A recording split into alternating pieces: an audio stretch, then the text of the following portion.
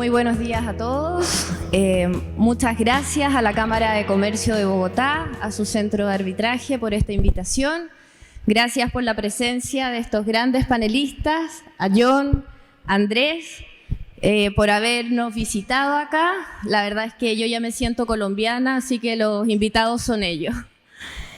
Nuestro panel va a tratar un tema muy interesante, sobre todo que estamos ya en el siglo XXI, donde las diferentes relaciones comerciales han tomado ritmos diferentes y muchas veces el acceso a la justicia y las formas como se entrega justicia no han ido acorde a esos nuevos tiempos. Es así como la comisión de UNCITRAL, el grupo de trabajo número 2 que preside Andrés Jana, ha estado trabajando los procedimientos abreviados. Nos tocó participar en Viena junto al doctor González y la verdad es que, cierto Mauricio, era un trabajo realmente digno de destacar.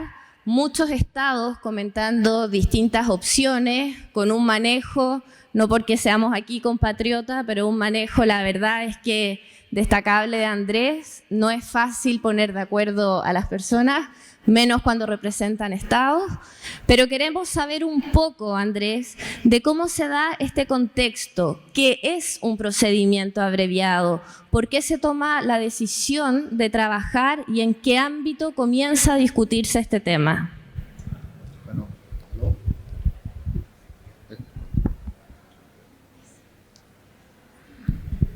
Ahí estoy. Bueno, primero que todo quiero también agradecer a la organización por la invitación, especialmente al doctor Mauricio González. No puedo decir el gusto enorme que para mí significa venir a Colombia, especialmente a Cartagena.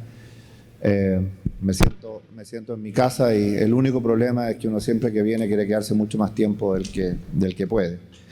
Y qué más agradecido puedo estar que me han invitado más a hablar de un tema del cual ahora soy no solamente partícipe, sino que también predicador de alguna manera, porque soy el chair de este grupo de trabajo. Una breve explicación frente a la pregunta de Macarena primero. Para los que no están muy familiarizados, en las Naciones Unidas existe, ¿no es cierto?, la CNUTMI en español, o el UNCITRAL, que es la Comisión para el Desarrollo del Derecho Mercantil Internacional.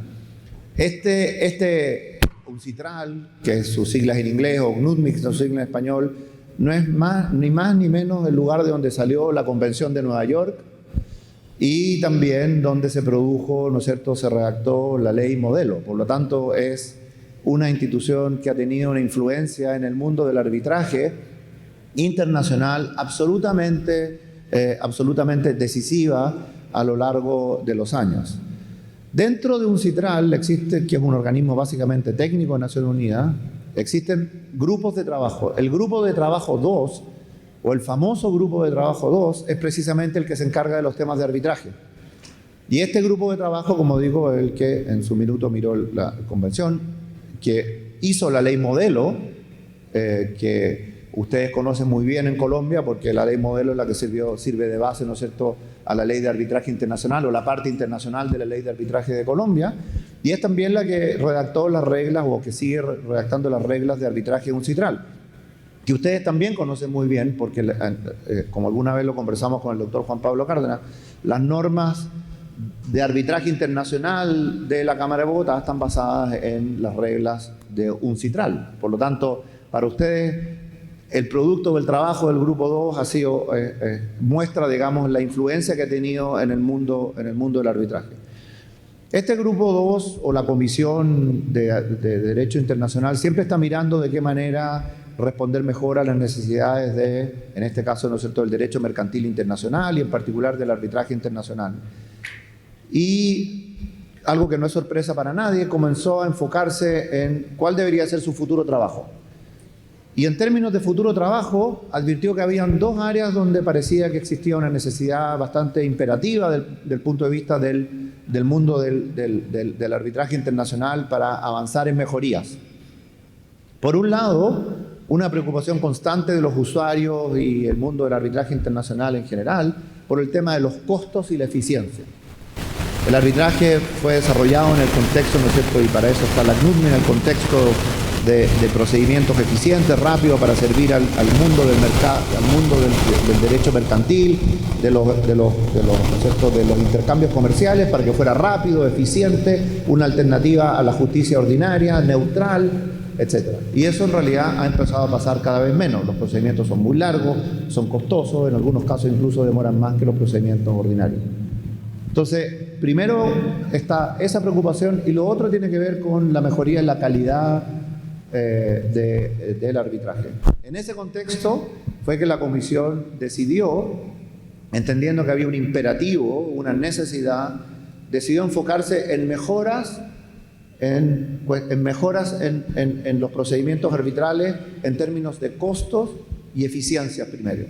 Y para eso le dio un mandato amplio al grupo de trabajo, para que mirara todo lo que podía mejorar los costos y la eficiencia en los procedimientos arbitrales. Y básicamente lo que el grupo de trabajo hizo y le propuso a la Comisión es enfocarse en tres cosas. Primero, enfocarse en reglas o modificaciones a las reglas actuales que incorporen un procedimiento expedito o acelerado. Y ya voy a ir a eso. Segundo, árbitro de emergencia. Y tercero, cuestiones de adjudicación, que sean básicamente en contratos de construcción. Y el grupo decidió partir por las reglas de procedimiento expedito. ¿Por qué partir por las reglas de procedimiento expedito? Por dos razones. La primera, porque los procedimientos expeditos hoy día son, y en los últimos años, una tendencia absoluta del arbitraje, no solo internacional, sino que doméstico. Si ustedes toman las mayores instituciones de arbitraje en el mundo, en las distintas regiones del mundo, se van a dar cuenta que todas ya tienen adoptadas procedimientos expeditos.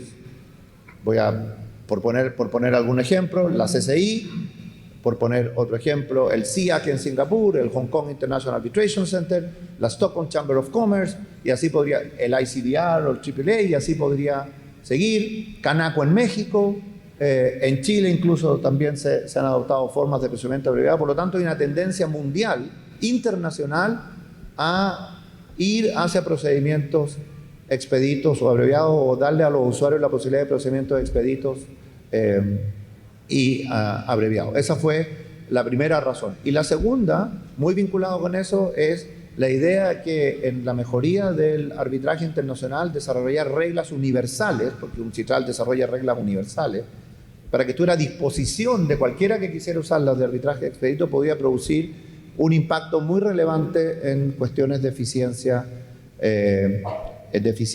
y de mejoría en términos de costos.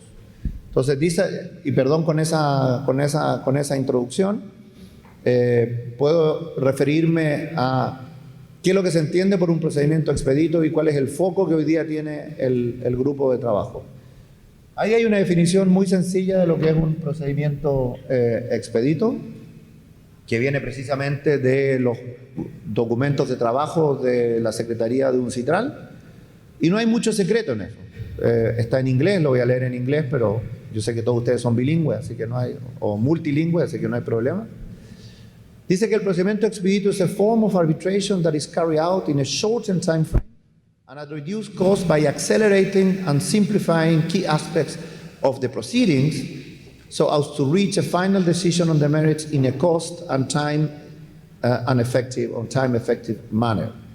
Por lo tanto, su objetivo es aumentar la eficiencia y reducir los costos de los procedimientos arbitrales. Lo que es interesante es que cualquiera de ustedes me podría decir que esa definición de procedimiento expedito debería aplicarse a cualquier procedimiento arbitral, ¿no es cierto? Porque uno diría que esa precisamente es la función de los procedimientos arbitrales, y especialmente los procedimientos arbitrales comerciales e internacionales. Resolver disputas de una manera eficiente en términos de costos y en términos de tiempo. Ya vamos a ver, y eso es algo que discutiremos más adelante en el panel, ¿qué hace necesario tener estos procedimientos expeditos y por qué los procedimientos actuales no están respondiendo a esas características específicas que la definición da? Para terminar, y antes de devolverte la palabra, algo que puede ser interesante para los que no están tan familiarizados como cómo funciona un CITRAL. Un CITRAL es Naciones Unidas, por lo tanto un CITRAL tiene un grupo de países que son miembros, entre los cuales Colombia está. Colombia es miembro de un CITRAL y del grupo de trabajo. Y adicionalmente a eso, existen observadores invitados. Y por lo tanto es una mezcla entre representantes estatales, muchos de ellos que son expertos en las áreas específicas, es un grupo eminentemente técnico, y adicionalmente se sientan como observadores las principales instituciones del mundo en materia de arbitraje internacional. Por eso, decía Macarena, que estuvo con el doctor Mauricio González en Viena, representando, ¿no es cierto?, a la sigla en español es SIAC. Representando a SIAC, estaba el Stockholm Chamber of Commerce, la CCI, el CIA, y así podría seguir todas las principales instituciones arbitrales del mundo. Entonces es un proceso técnico en que hay una mezcla, ¿no es cierto?, una convergencia de distintos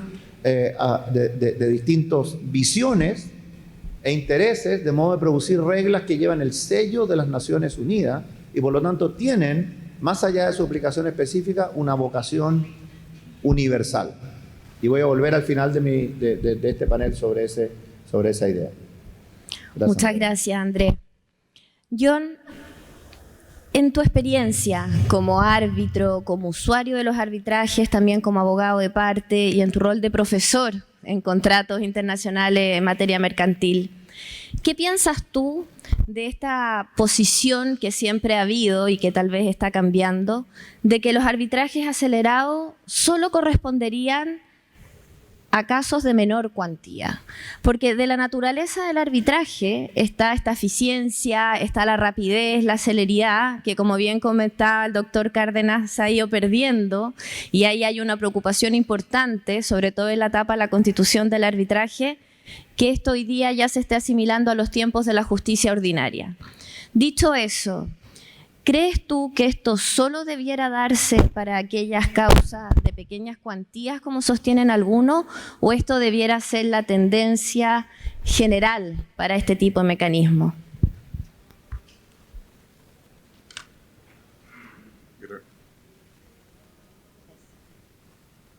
Gracias. Mira, una cosa que quería mencionar es que la idea de arbitraje acelerada efectivamente ya es una realidad.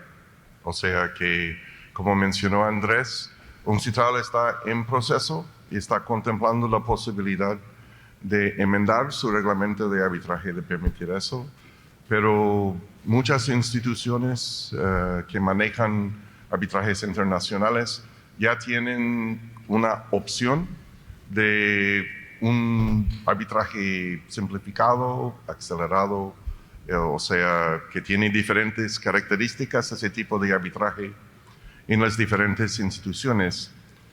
Pero sí quería mencionar, yo creo que el punto que mencionó respecto a que si es solo para arbitrajes de menor cuantía, es un punto muy interesante, porque cuando veamos lo que las instituciones han considerado, por ejemplo, de ser arbitrajes de menor cuantía, hay una gran variación entre ellos, comenzando con $250,000 a unos millones de dólares. Yo creo que en términos de la realidad institucional, ya las instituciones, no todos, pero en gran parte ya han pensado en esto.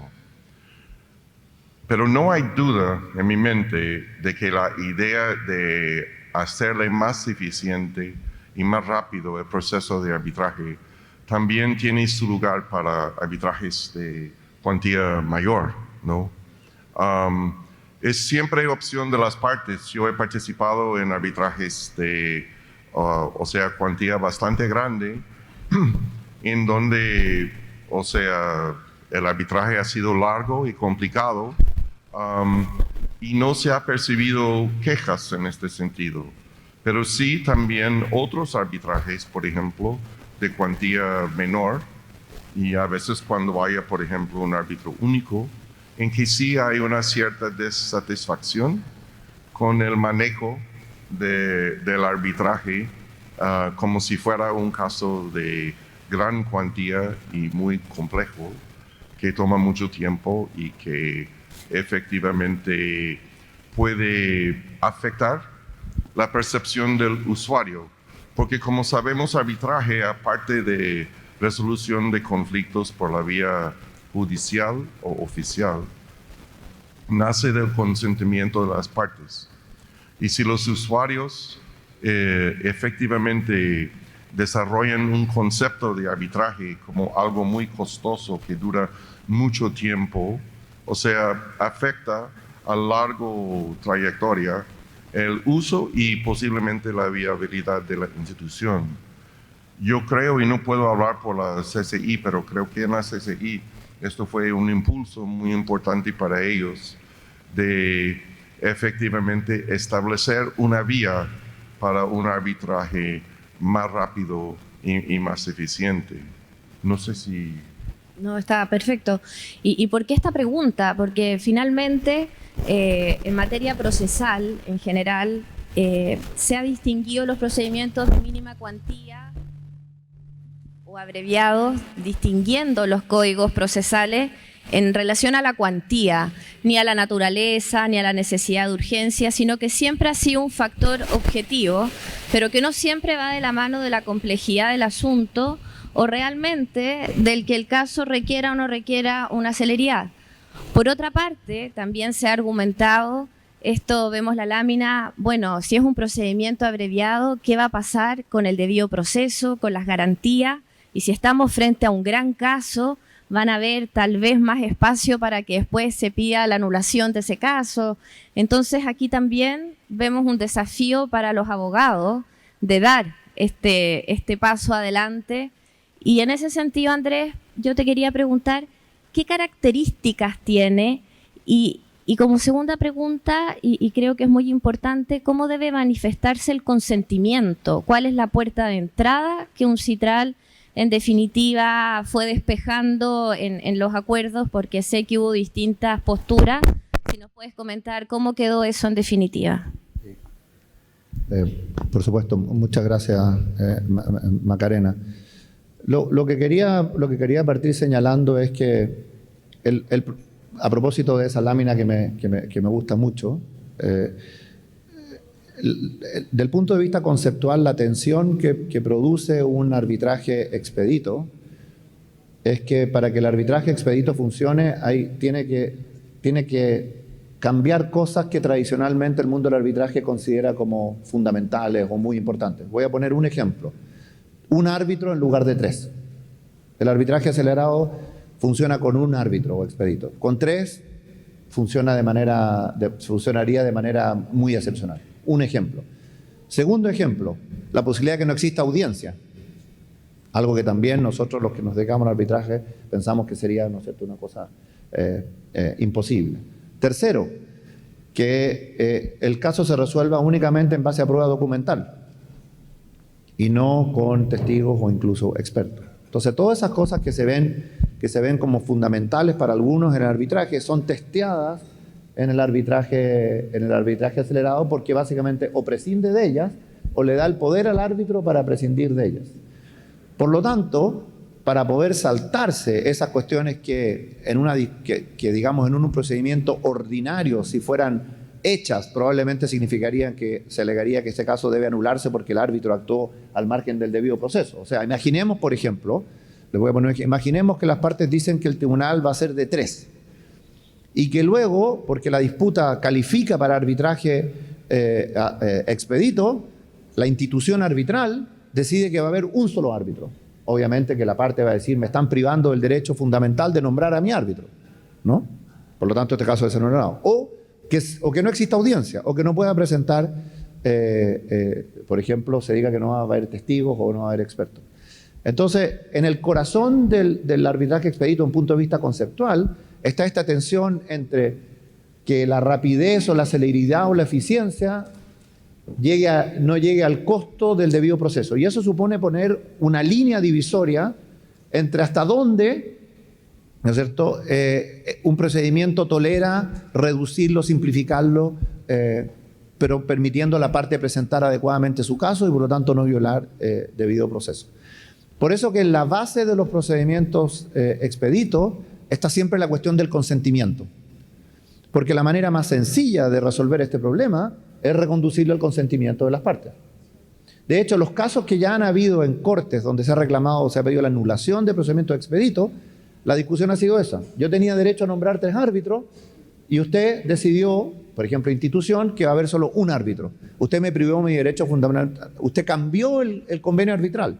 Y por lo tanto, al cambiar el convenio arbitral, ¿no es cierto?, usted está bajo una causal de anulación. ¿Qué respondió la Corte? Se fue a un tribunal de Singapur. Le dijo, no, porque usted cuando consintió a estas reglas, consintió que podía haber un procedimiento abreviado que está dentro de del tipo de procedimiento que usted, de caso que usted tiene, y facultó a la institución para reducir de 3 a 1. Por lo tanto, el consentimiento es absolutamente fundamental. O sea, de hecho, uno podría poner en la base de tu lámina, que me gusta mucho, podría poner el consentimiento. Porque el consentimiento es lo que determina que uno abra la puerta o cierre la puerta. Yo creo que es lo que diferencia, en último término, lo que podría ser un arbitraje expedito como el que estamos hablando, y simplemente las facultades o los poderes inherentes de un tribunal arbitral de acelerar el procedimiento, que siempre lo podría tener. El límite que tiene un tribunal arbitral ordinario es precisamente el debido proceso. Pero ese límite se salta con el consentimiento cuando uno acuerda aplicar ciertas reglas.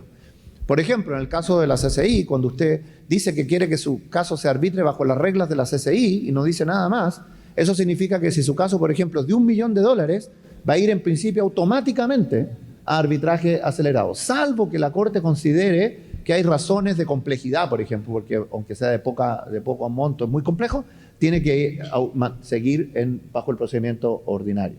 Entonces hay un consentimiento de origen que justifica el hacer todos estos cambios, que vamos a ver cuáles son, pero todos estos cambios que de alguna manera, ¿no es cierto?, en un contexto de un procedimiento ordinario, podrían dar lugar a alegaciones de anulación. Bueno, obviamente que este ha sido el punto más difícil en el grupo de trabajo 2 de UNCITRAL, por lejos, donde los países o donde los miembros se han dividido y donde también las instituciones se han dividido. ¿Y por qué? Por una razón muy sencilla, y es que UNCITRAL, como ustedes deben saber, es un procedimiento ad hoc. No tiene en principio una institución que lo administre. Entonces, si usted no tiene una institución que lo administre, tiene que plantearse ex ante cómo, por ejemplo, resolvería un problema de aplicación cuando no hay una institución que lo aplique. Otro problema obvio, si UNCITRAL usara un umbral económico, ¿qué moneda usaría? UNCITRAL es de las Naciones Unidas, ¿no? Me imagino que algunos querrán dólares, otros querrán, ¿no es cierto?, libre esterlino en la canasta. No es tan sencillo. Entonces, todas esas dificultades y el tema al que apuntaba Macarena llevaron a que la discusión fuera: vamos a aplicar las reglas cuando alguien dice que quiere que se apliquen las reglas UNCITRAL, aunque no diga que quiere que se apliquen específicamente, lo que llamamos un implied consent o consentimiento implícito, o vamos a determinar que solamente se van a aplicar cuando existe un consentimiento explícito. Y finalmente la posición que ha primado es esta segunda. ¿Por qué ha primado esta segunda opinión? Precisamente por esta tensión entre debido proceso y celeridad. Porque el procedimiento expedito, más allá de lo que se quiere decir, supone cambiar algunos paradigmas, o mejor dicho, algunos asumidos paradigmas, porque podrían no serlo, de cómo se entiende derechos básicos del arbitraje. Por lo tanto, lo que se dijo es: en la medida que exigimos un consentimiento explícito, estamos, ¿no es cierto?, estamos de alguna manera resolviendo ex ante que las partes, dado que han querido el procedimiento, existe un margen mucho menor para que el día de mañana se alegue que las medidas que adopte un tribunal o incluso una institución son medidas que han violado el debido proceso. En segundo lugar, y con esto termino, hay también un razonamiento parecido al que ocurre un poco con las cláusulas sorpresas en materia de consumo, ¿no?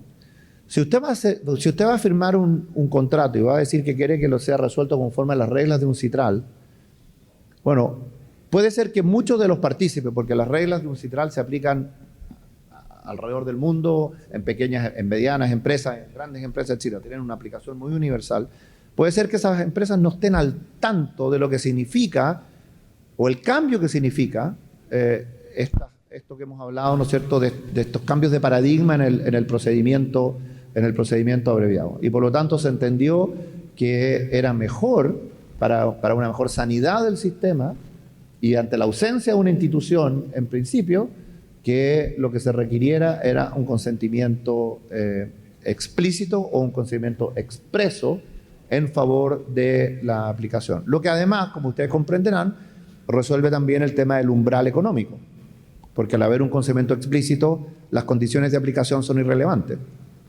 Lo que podría ser relevante son las condiciones de no aplicación, que ese es un tema que podremos discutir luego. Pero las de aplicación pasan a ser irrelevantes y por lo tanto simplifica mucho las reglas.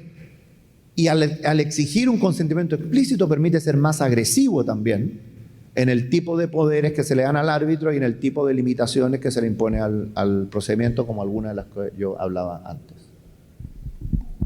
Gracias por esa explicación. La verdad es que, como tú bien dices, qué moneda, qué tipo tal vez de reajuste, incluso si hay cuantías indeterminadas o si cambia la cuantía durante el mismo procedimiento.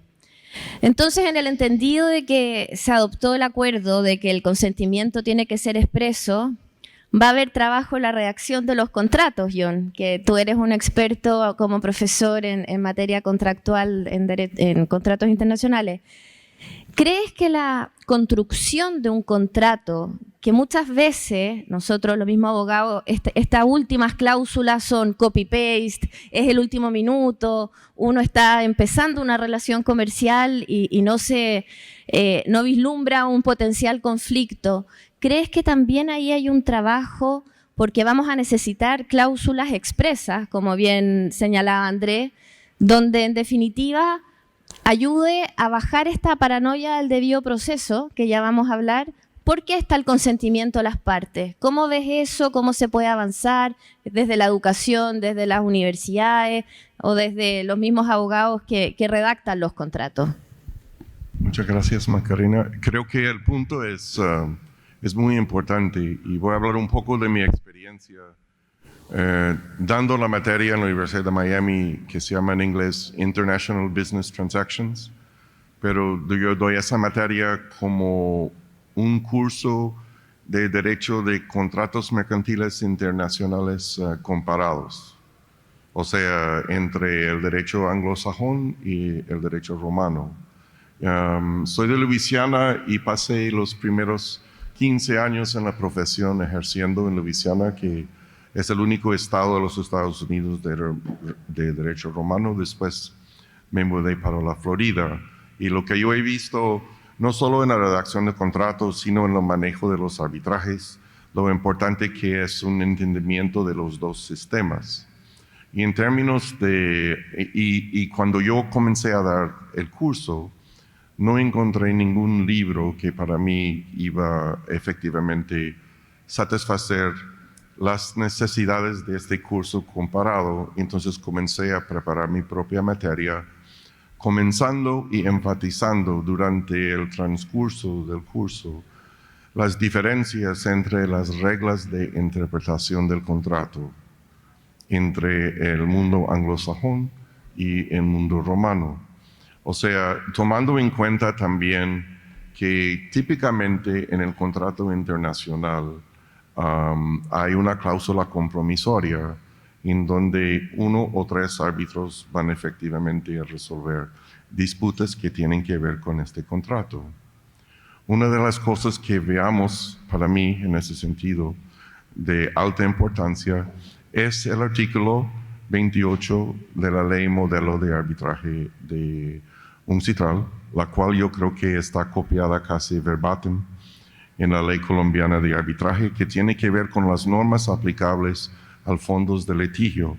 El cuarto numeral dice: en todos los casos, el tribunal arbitral decidirá con arreglo a las estipulaciones del contrato y tendrá en cuenta sus usos mercantiles aplicables al caso.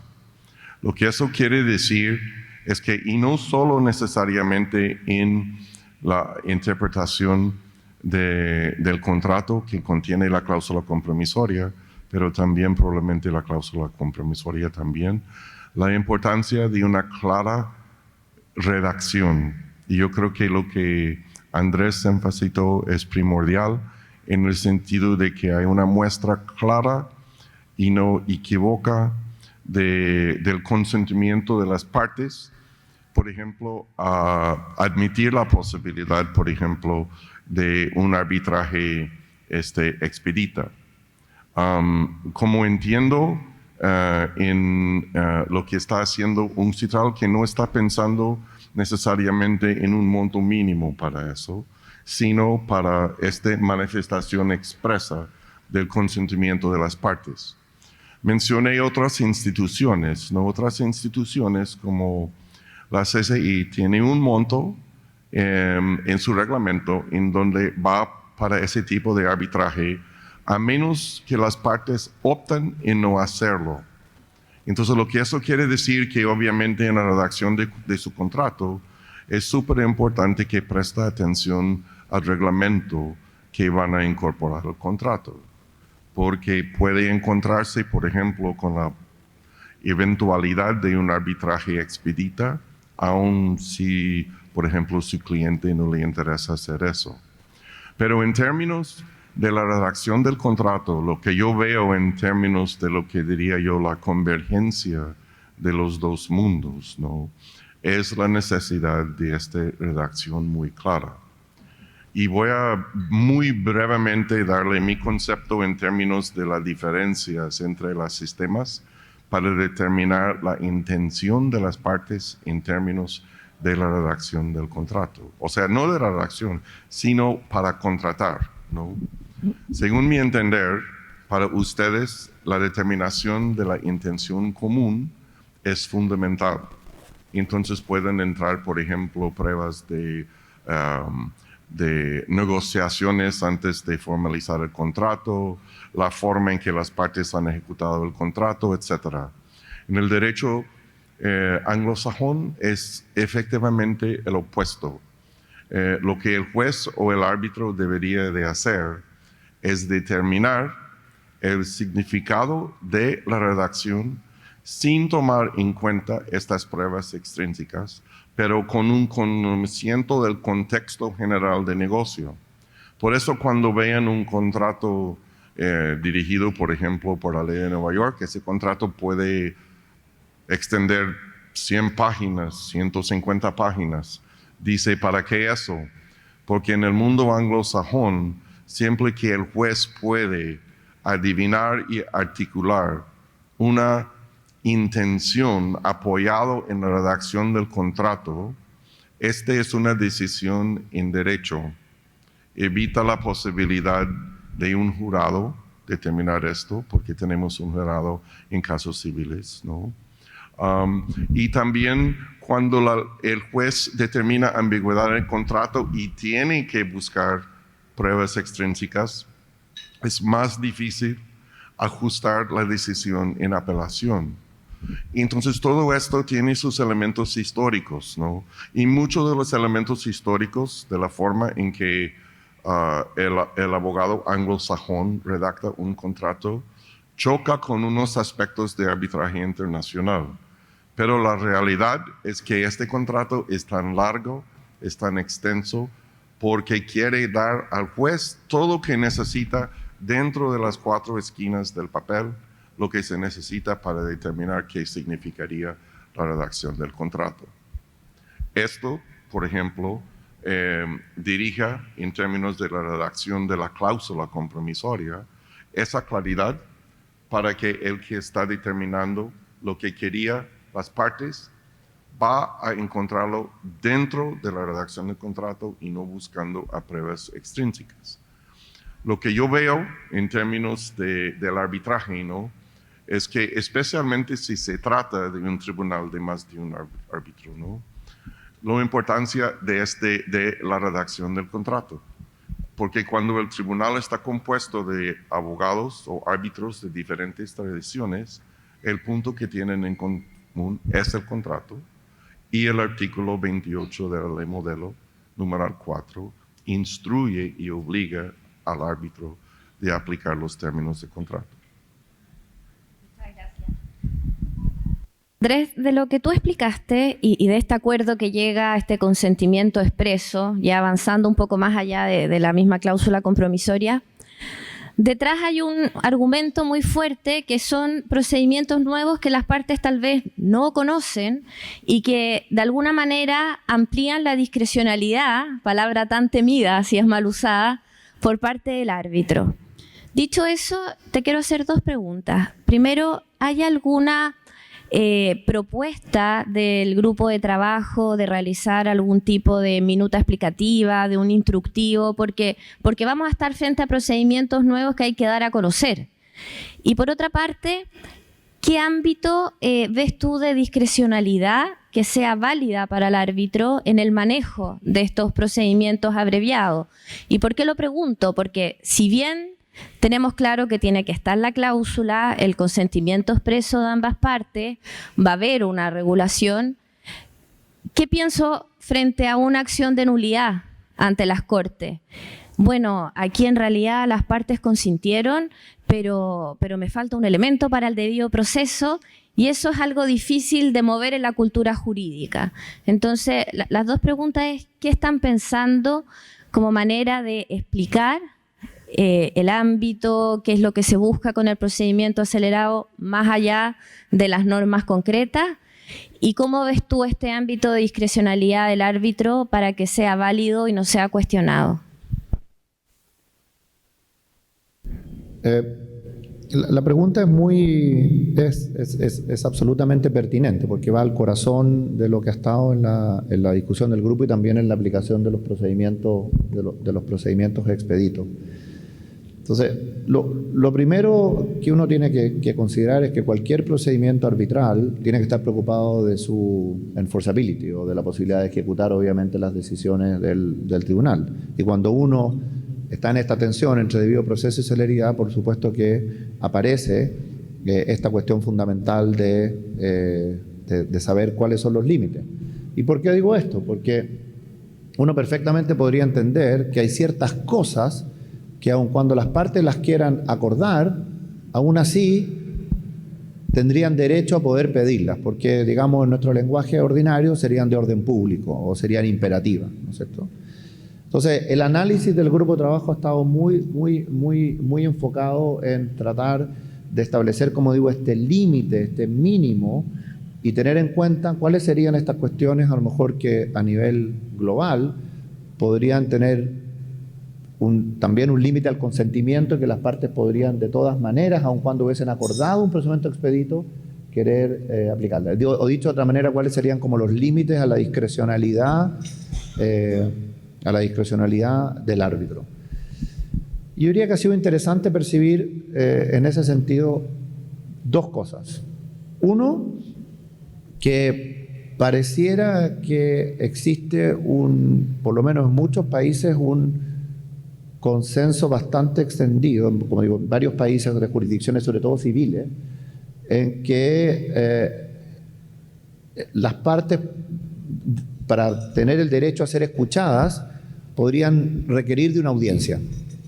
Y por lo tanto, salvo que las dos partes hayan consentido no tener audiencia, el árbitro no tendría el poder para impedir si una parte quiere tener una audiencia, que la audiencia exista. Puede ser una audiencia más limitada, más corta, con menos elementos, pero una cuestión, el derecho a tener una audiencia en el arbitraje que existe. Y ha sido interesante ver cómo se extiende en muchos países y donde hay varias decisiones de los tribunales, que la audiencia es una cuestión que si una parte, aunque acordó un procedimiento expedito, si quiere, tiene derecho a que esta audiencia se lleve a cabo. Repito, puede ser por medios remotos, puede ser más limitada, pero que existe una oportunidad de presentar su caso de manera oral.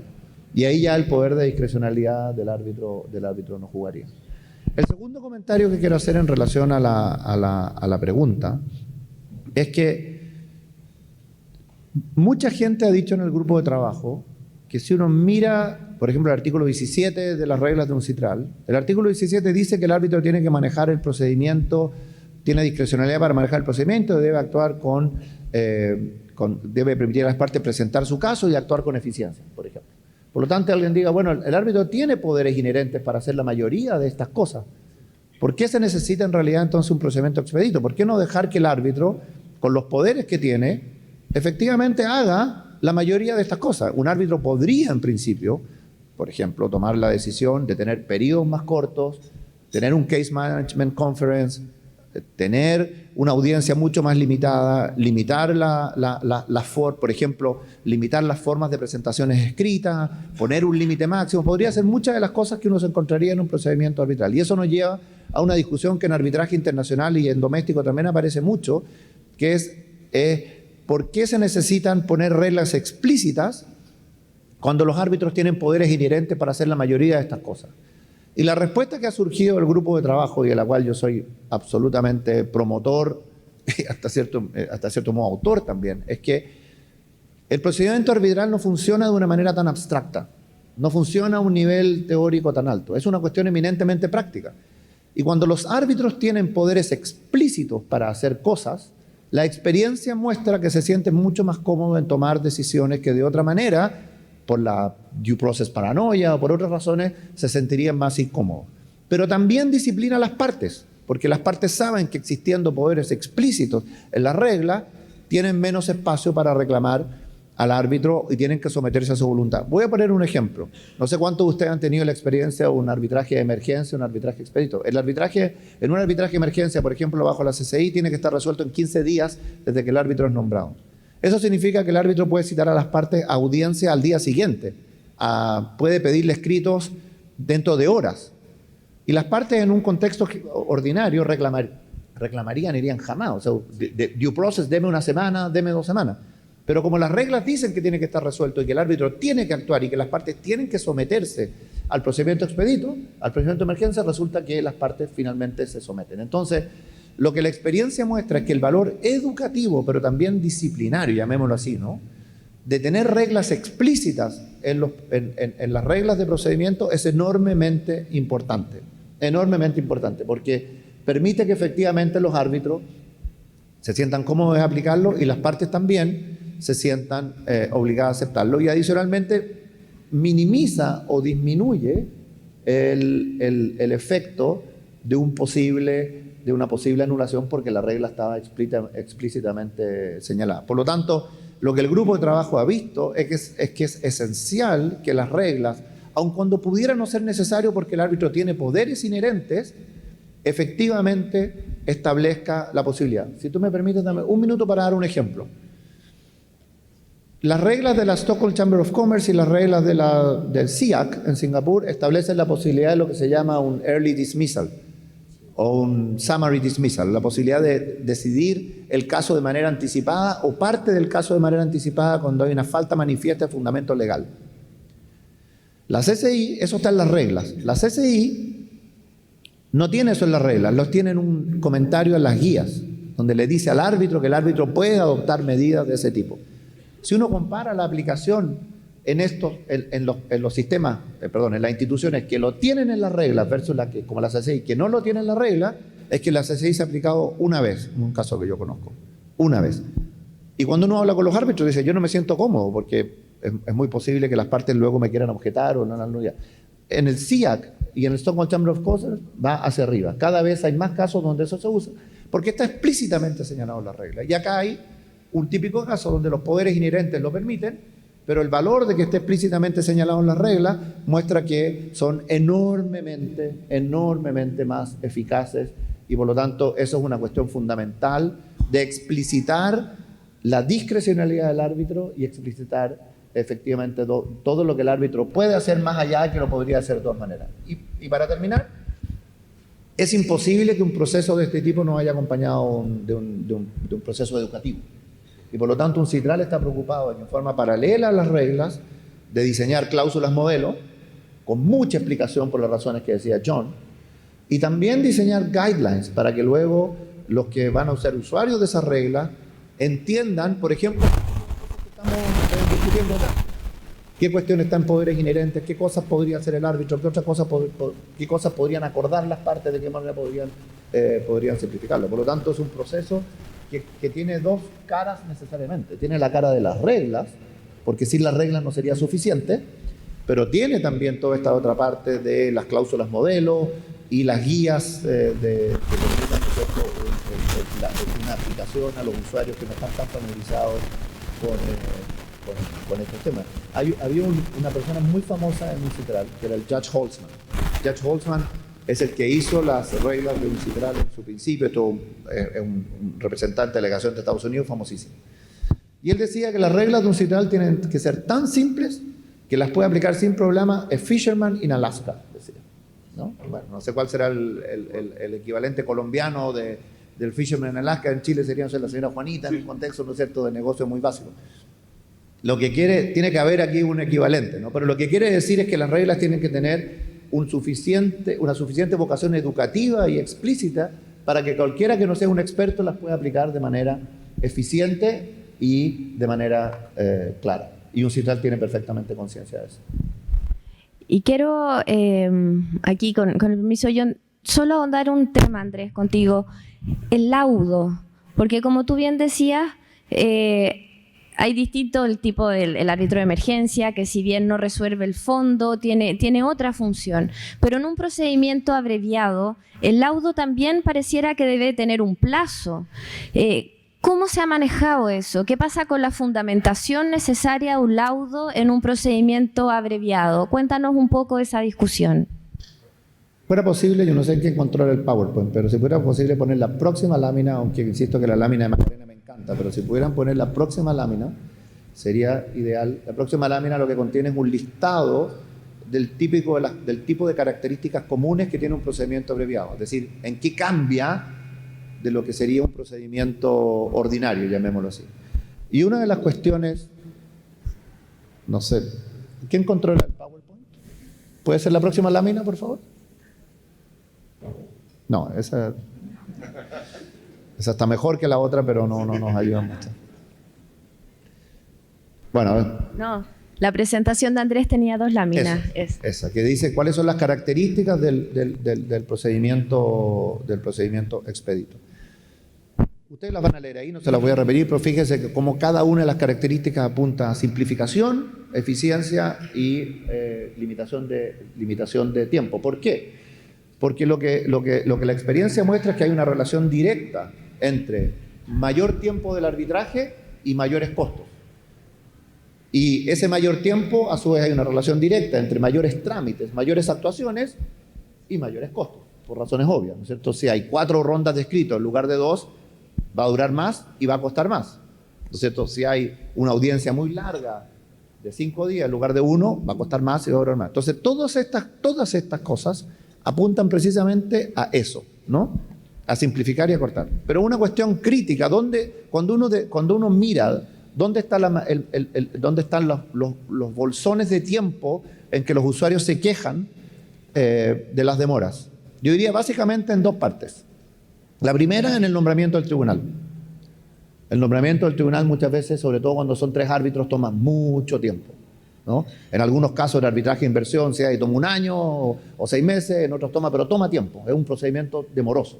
Y mientras el tribunal no está instalado, obviamente que tenemos un problema porque el procedimiento no parte.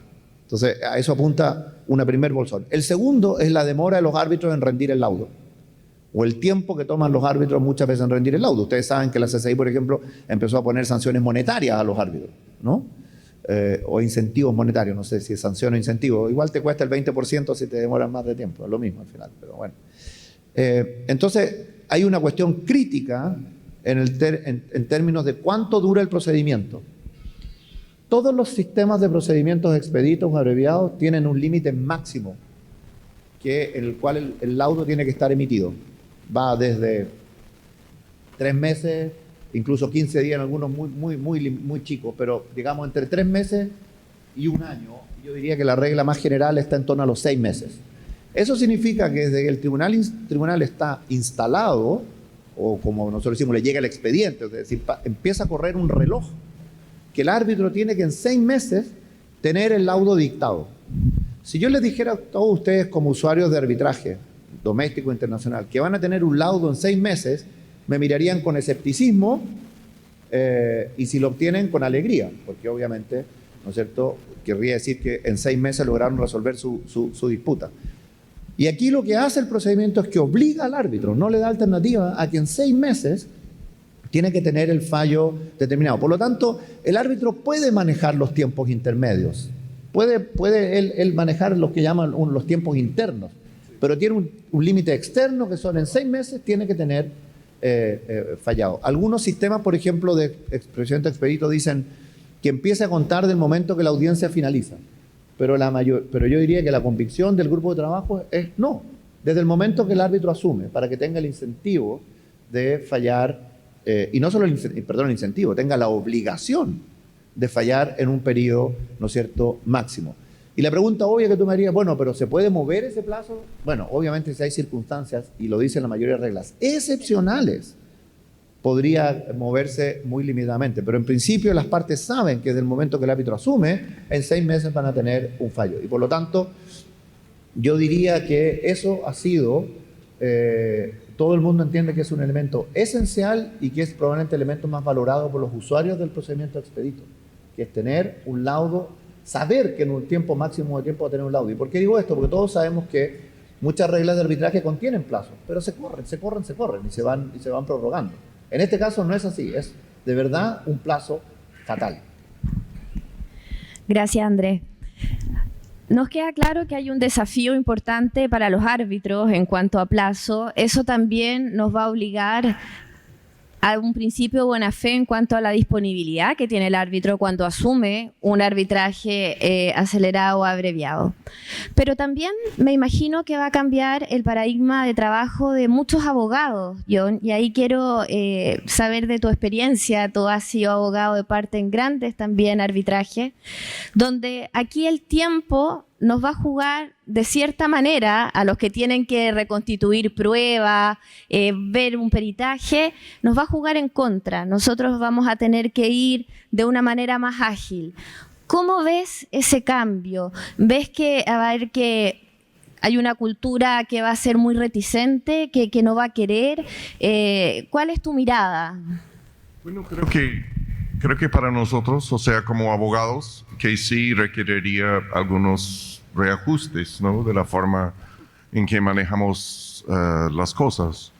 Una cosa que yo creo siempre que los mejores árbitros han tenido experiencia como abogados también.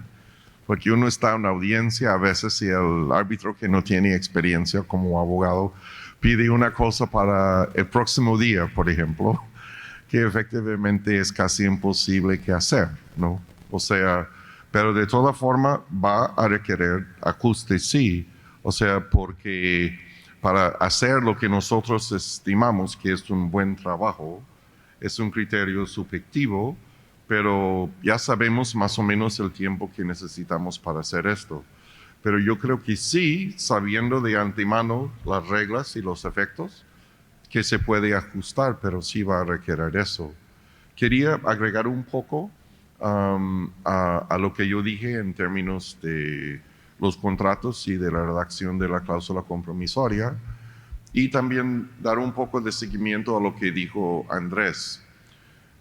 Cuando yo tengo que efectivamente redactar una cláusula, siempre busco la cláusula modelo de la institución, porque lo que yo estoy entendiendo aquí respecto a un citral y el arbitraje expedito es, yo creo que la verdad para todas las instituciones, estas cláusulas modelos no son accidentales, son muy bien contemplados, tiene pruebas en los tribunales, etc. Ahí es donde comienzo yo en términos de la redacción de la cláusula y trato de no hacer ajustes en este modelo que va a afectar el funcionamiento del reglamento, porque hay elementos del reglamento que sí se puede ajustar las partes. O sea, yo creo que hay que entender que es algo más o menos holístico, ¿no? Estos cláusulas, modelos de un citral, especialmente en este área, van a ser cláusulas muy bien contempladas. Y creo que primero hay que comenzar con esto para tener una cláusula buena. Una de las cosas que hago en mi clase es que tenemos un modelo, un contrato de un negocio internacional que va por 70 páginas. La cláusula compromisoria es un desastre. O sea, es un desastre. Porque lo que pasa es que muchas veces el abogado que sí sabe muy bien cómo redactar un contrato, cree que también puede redactar esta cláusula como cualquier otra sin tener conocimiento de los antecedentes. Yo sé que ustedes están aquí porque tienen interés en esto y seguro tienen conocimiento y antecedentes.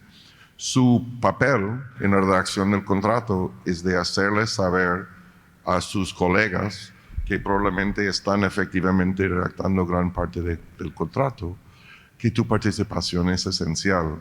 Porque de arbitraje expedita, por ejemplo, puede ser que lo quieren, pero por la forma en que redactan la cláusula, no da. Solo lo menciono eso.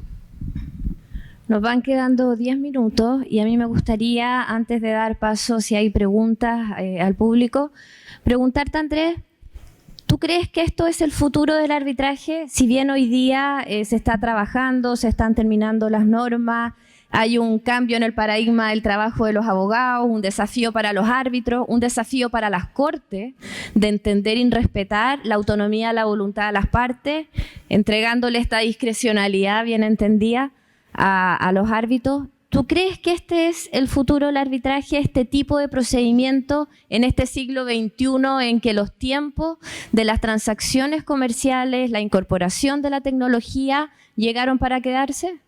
No, yo sé que voy a parecer un poco como un predicador de nuevo, como les digo, pero bueno, de mi posición se entiende que lo haga. Pero cuando voy a decir que yo no creo que sea el futuro, creo que es el presente. Pero voy a explicar por qué creo que es el presente y de qué manera es importante para nosotros como Latinoamérica lo que estoy diciendo. Si uno mira la estadística de las instituciones que ya tienen, y voy a hablar de instituciones importantes, digamos, en sus regiones o a nivel mundial, que tienen este tipo de procedimiento, nos encontramos, por ejemplo, que en el Stockholm Chamber of Commerce, ya el 30% de todos los casos son procedimientos expeditos. Un tercio de los casos son procedimientos expeditos. Si uno mira la CCI decían que el 40% de sus casos tienen un solo árbitro y que el número de procedimientos expeditos ha crecido tan exponencialmente, en porcentaje también, que son de 2 dígitos, digamos, que están pensando subir el umbral de 2 a 6 millones o 5 millones de dólares, porque se dan cuenta que los usuarios están presionando por tener más acceso a este procedimiento. SIAC, ¿no es cierto?, que es Singapur, pero que concentra la cuenca del Asia-Pacífico, tiene más del 40% de sus casos. CITAC en China también, los números suben, están en torno al 40 o 50% de los casos. Entonces, cuando uno mira eso, se da cuenta que en realidad no es un problema que sea el futuro, es un problema que es el presente. O sea, la presión de los usuarios por tener acceso a estos tipos de procedimientos ya está instalada y se ha demostrado cómo estos procedimientos responden a una necesidad actual que va al corazón de lo que las partes típicamente se quejan en las entrevistas que hacen, ¿no es cierto?, todas estas instituciones para medir estadísticamente la percepción de los usuarios del tema del tiempo y de los costos, Macarena. Por lo tanto, me parece que es una cuestión absolutamente, como digo, que está instalada y las estadísticas lo confirman en términos del presente. Ahora, 2 comentarios adicionales respecto del futuro. Creo que a nivel regional, esto que está pasando a nivel mundial y en otras regiones tenemos que tratar de capturarlo nosotros más rápidamente. Creo que no hay ninguna razón para que nuestros principales centros de arbitraje, como, ¿no es cierto?, la Cámara de Comercio de Bogotá, bueno, el CAM Santiago ya tiene una forma, ¿no es cierto?, pero podría ser más, todavía ampliarlo más o algunas otras, incorporen la posibilidad de procedimientos expeditos. ¿Y por qué? Porque además nuestra realidad es que la mayoría de las disputas son de una cuantía relativamente más baja. Nosotros los grandes casos son una excepción, esa es la realidad. Y si los grandes casos son una excepción, existe todo un espacio para poder manejar un número muy amplio de disputas de una manera mucho más eficiente y mucha manera más efectiva desde el punto de vista de los costos. Y por lo tanto creo que ahí es donde se va a ver la contribución de un CITRAL, diseñar reglas que pueden ser adoptadas, ¿no es cierto?, por todas las instituciones del mundo y adoptarlas, le va a permitir a estas instituciones sumarse a lo que es el presente, no el futuro. Ahora, en cuanto al futuro, sí creo que hay, y en esto no quiero parecer extremo, mi opinión, después de haber dedicado ya unas cuantas horas y estar muy dedicado al tema de los arbitrajes expeditos, y con esto quiero volver a la definición que les mostraba al principio de qué es lo que es un arbitraje expedito, y les decía que por qué un arbitraje ordinario tendría que estar ajeno a esas consideraciones. Es que creo que el arbitraje expedito y las cuestiones y los elementos que considera el arbitraje expedito van a ser el futuro. Es decir, creo que va a haber una presión desde el arbitraje expedito al arbitraje ordinario, porque no hay razones, como por ejemplo el tema del early dismissal o el summary judgment, no hay razones para que muchas de las cosas que ocurren en el arbitraje ordinario no se hagan de la manera que se hace en el arbitraje expedito. Y mi impresión es que toda esa presión de los usuarios por procedimientos más rápidos y eficaces va a hacer que lo que ocurre en el procedimiento expedito y que es bueno para el procedimiento expedito va a terminar siendo bueno también para el procedimiento ordinario. O sea, producir una fertilización o una influencia, digámoslo así, de abajo hacia arriba del procedimiento expedito al procedimiento ordinario, salvo en casos muy excepcionales que son, repito, los casos que están al margen de las estadísticas generales. Pero en la gran mayoría yo creo que eso es lo que va a pasar. Que el éxito del procedimiento expedito, como lo muestra la CCI que quiere levantar el umbral, es que cada vez los usuarios van a querer más procedimientos, saquemos el nombre expedito acelerado, de ese tipo, ¿no? O con esas características, en lugar de procedimientos que tienen ineficiencia y costos que muchas veces transforman el arbitraje en una barrera, en una barrera imposible para las partes, ¿no? Bueno, voy a aprovecharme de una pequeña ventana que dijo Andrés. Me enseñaron a aprovechar las oportunidades y algo comentó de la experiencia del Camp Santiago. Y de manera muy breve, nosotros hace un año establecimos un procedimiento abreviado, pero con el criterio objetivo de que fueran casos bajo ciertas cuantías.